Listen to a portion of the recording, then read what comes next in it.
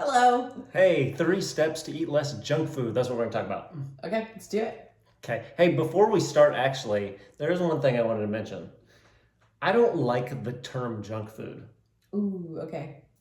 I'm not going to go super into detail with that because that's not the point of this blog, but like, we don't label foods as good or bad. And so, junk food, the idea of that to me is like, well, yeah, there are some foods that are generally something you don't want to eat a lot of because they don't have a lot of nutritional value. Yeah. But like, I'm only using the term junk food for this because it's a familiar term. Yeah. We don't use it with our clients and we don't use it with our kids. Yep. So. Okay.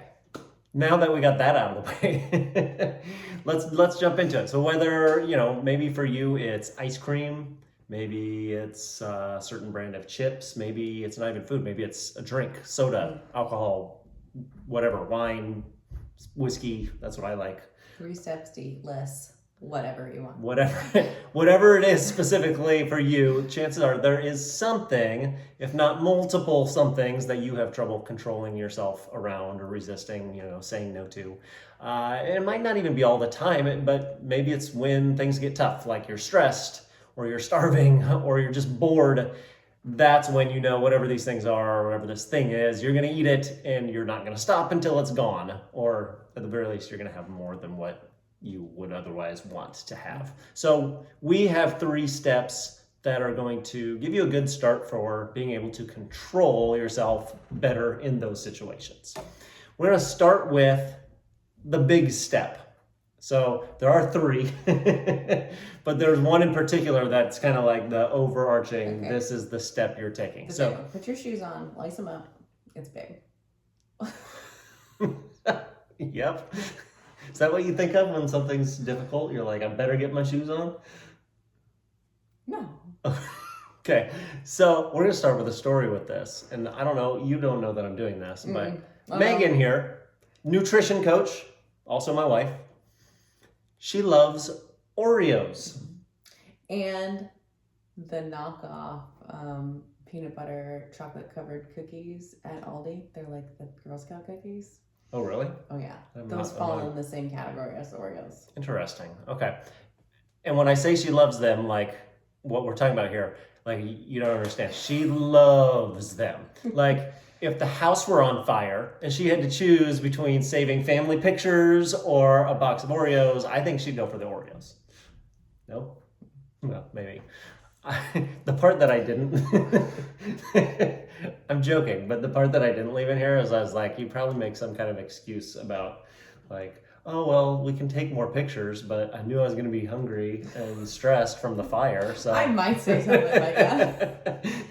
So, it's not that far. Okay, obviously that whole scenario is ridiculous. And it's not a choice she's going to have to make because number 1, it's a joke, it's ridiculous. But number 2, she knows how much she loves Oreos, and so we don't keep them in the house.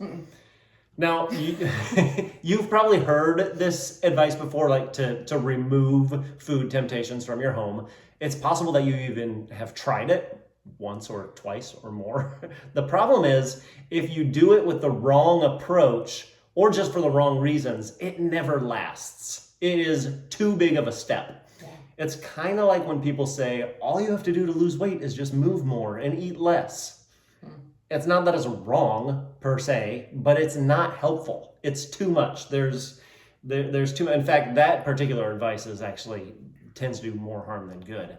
So, and in the same way, if you start just purging your cupboards, your pantries, your fridge, whatever, of anything that could theoretically be labeled as junk, you're likely doing more harm than good. And depending on who you're asking, you could probably find fault with anything Yeah. at all in your kitchen.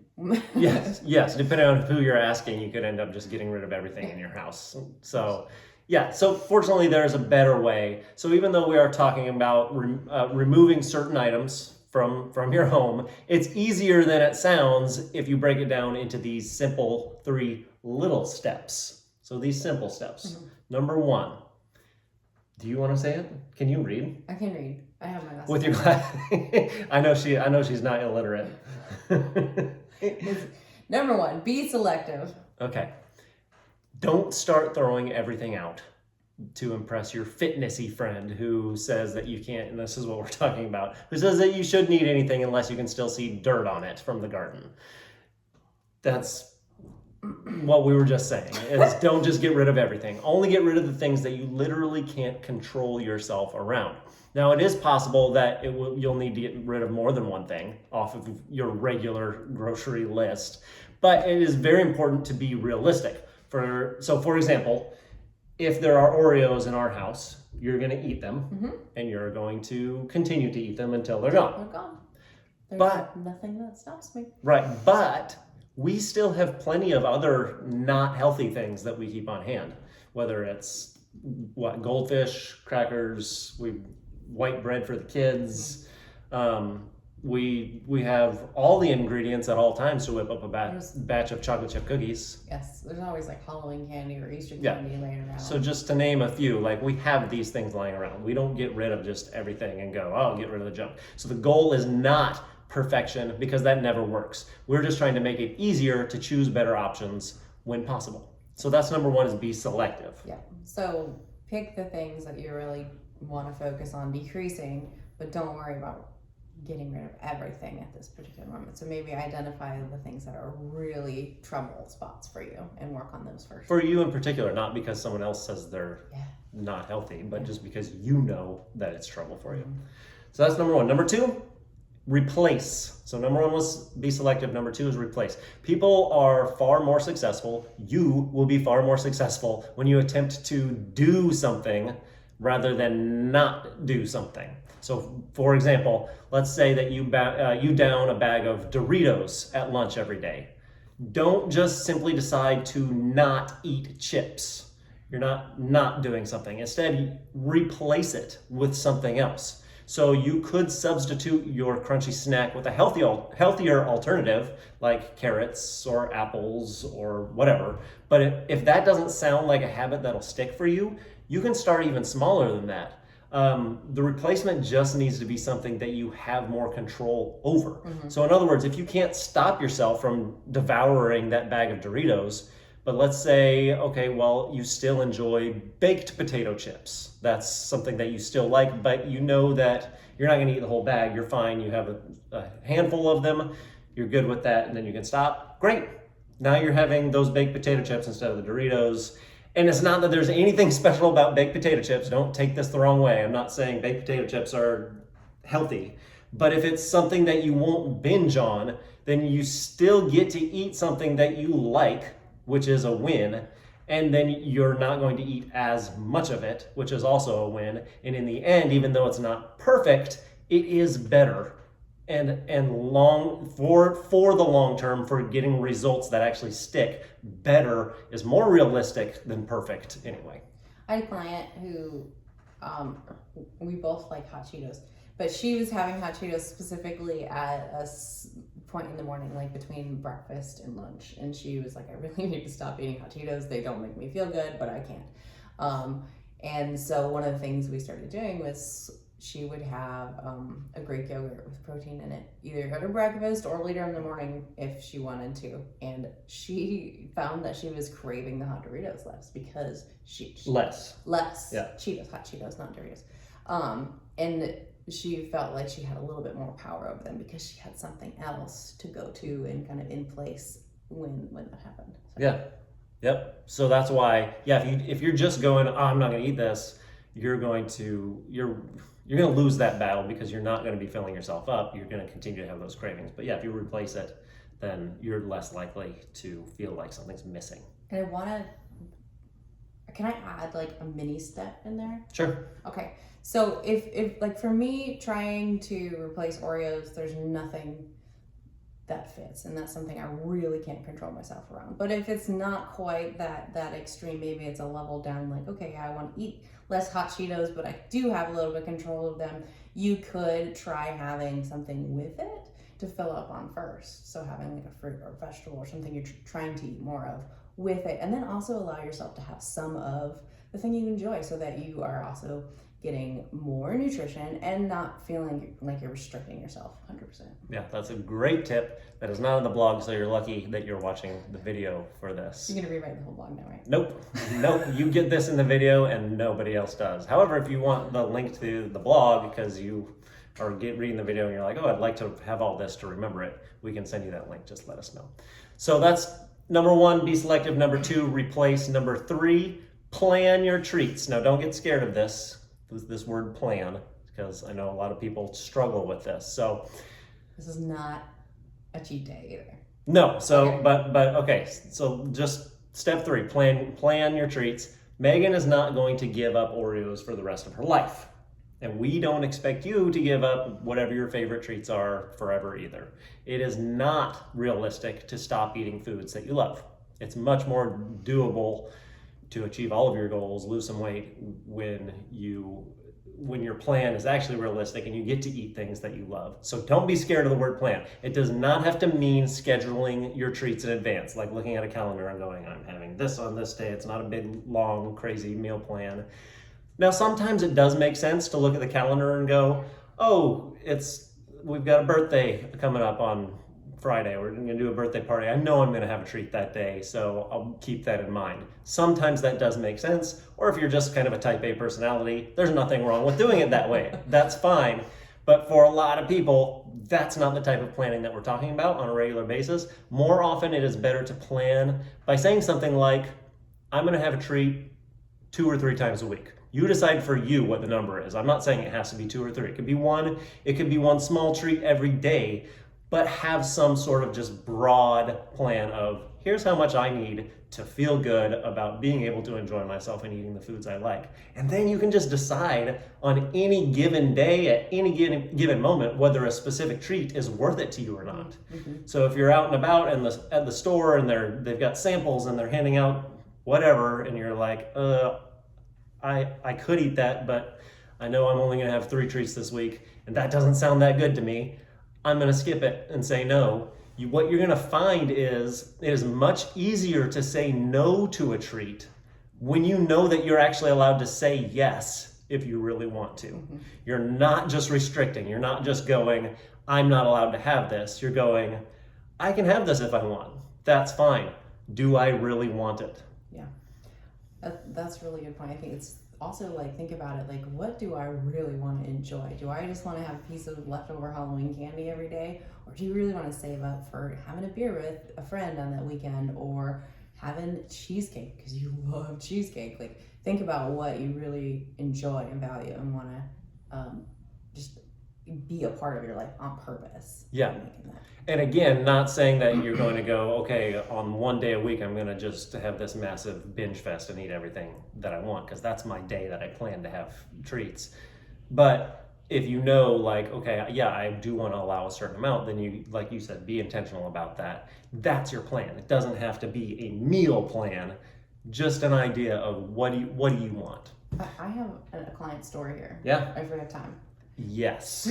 So I had a client who was focusing on like really being on purpose with his treats and indulgences, and not just either restricting all the way or just having all the little things and throughout the week. And so the weather was nice. They're at the park with their kids, and the ice cream truck came up, and he's like, yeah, let's get some ice cream with the kids, because it was the perfect moment to enjoy a treat with the family. And that was something that was really important to him, versus before he might have just said like, no, we're not doing that. We don't get ice cream. And so he was just really enjoyed that moment with his family, because it got to be something special where he felt like he had permission to enjoy a treat. I like that perspective, because it's not just about saying no to things you don't like. It's having the freedom to say yes to the things that are important to you. That's great. Okay, so wrapping up, because those are the 3 steps, and there's a few things to wrap up here, so stick with us. We'll do it quickly. Number 1, no food is bad. There are many ways to continue to enjoy treats like Megan just talked about. Even if you keep them in stock, even if you don't keep them in stock in your kitchen, you'll have opportunities. For Megan, she knows that she doesn't ever need Oreos, but what she does enjoy, what we all enjoy as a family, is having chocolate chip cookies every once in a while. And fortunately, that is something that's easier to control because we make them from scratch. And that means, unlike with Oreos, it takes more than 0.9 seconds to go from, oh, maybe I want this, to, oh, I just ate 12. Like, you actually have to put a little bit of thought and effort into it. And so you're forced to take a little bit of time to think about, okay, are we going to make chocolate chip cookies tonight or not? And then that's enough of a plan to stay on track, which, again, shows you that planning does not have to be scary. I'm gonna throw another quick thing in there. You're so lucky you're watching this video. The creating that barrier too, that's like it breaks up your habit. Like if you're used to going and sitting on the couch and devouring a pint of ice cream, somehow making that ice cream harder to get to can slow you down enough to start to think about, okay, do I really want this? Is this the choice I want to make? Yep. And so just to bottom line all of this, again, there's no bad food. If you're at a party and there's Oreos on the table, you can eat them. Yeah. You don't feel guilty about it because it's not bad. It's just, in general, you're trying to find slightly more convenient ways to reach your goals. And that's an easier way to do it. So that probably means keeping a certain food item or two out of your house, but it doesn't mean you have to give it up forever. So this isn't something you have to be scared of. It's not advice that you have to put off. Getting more control over junk food does not have to be as painful as it can seem. Last thing here is I just want to give an alternative step. So those 3 steps that we mentioned, they're not the only ways to eat less junk food. There are certainly, I mean, as with everything in fitness and nutrition, there is never a one-size-fits-all solution. So eating too much sweet, snacking too often, binging on nights and weekends, those are all things that realistically, they require a closer look at the big picture of all of your overall diet and just your lifestyle. You could find that the solution also is going to come from learning to eat more food while you're losing weight rather than yo-yoing back and forth.